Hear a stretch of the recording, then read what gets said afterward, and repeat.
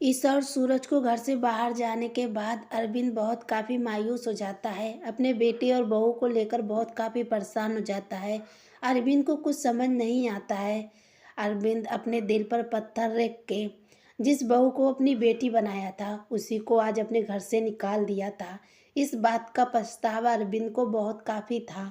आखिर अरविंद मजबूरी में अपने बेटे और बहू को घर से धक्के देकर बाहर निकाल दिया है।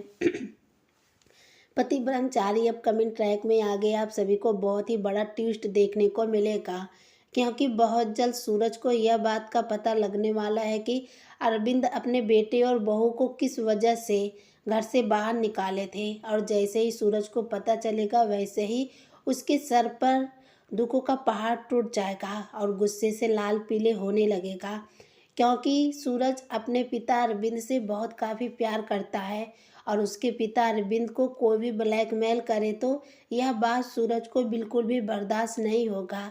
सीरियल पति ब्रह्मचारी अपकमिंग ट्रैक में आगे आप सभी को यह देखने को मिलेगा कि जैसे ही सूरज और ईशा घर छोड़कर निकल जाते हैं, उसके बाद उसके पिता एक ऐसे जगह पर जाते हैं और अपने बेटे और बहू को लेकर फूट फूट कर रोते हैं। सूरज अपने पिता अरविंद का पीछा करते हुए उस जगह पर पहुंचता है, क्योंकि ईशा को अच्छे से पता चल गया था कि उसके ससुर अरविंद कुछ न कुछ उन दोनों से छुपा रहे थे। इस वजह से उनका बिहेवियर दिन प्रतिदिन बदलता जा रहा था। ईशा अपने पति सूरज से कहती है कि हमें जल्द से जल्द इस बात का पता लगाना होगा कि आखिर हमारे ससुर अरविंद इतना ज़्यादा परेशान क्यों हैं, उनको कौन सी बात अंदर से खाई जा रही है।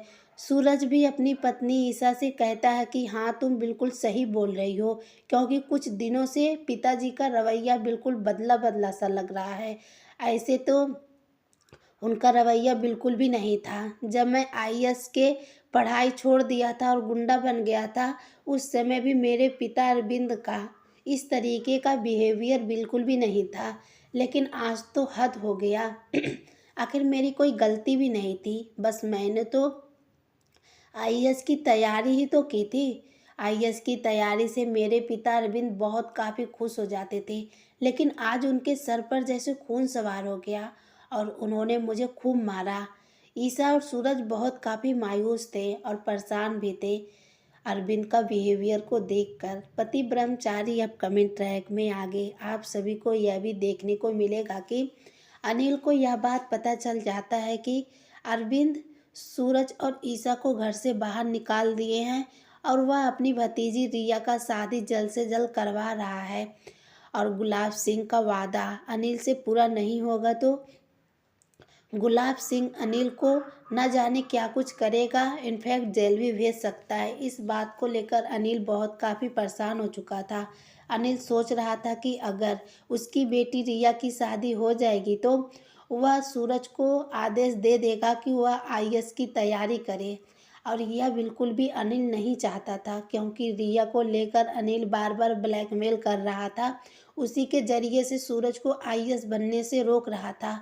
अगर रिया की शादी हो गई तो सूरज भी आईएएस की तैयारी करने लगेगा।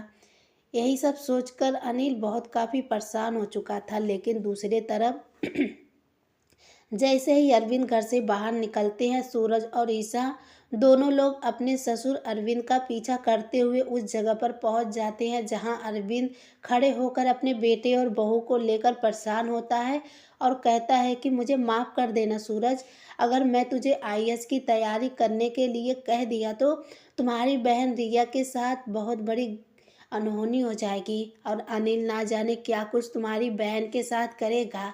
इस वजह से मैं तुम्हें आईएएस बनने से रोक रहा हूँ।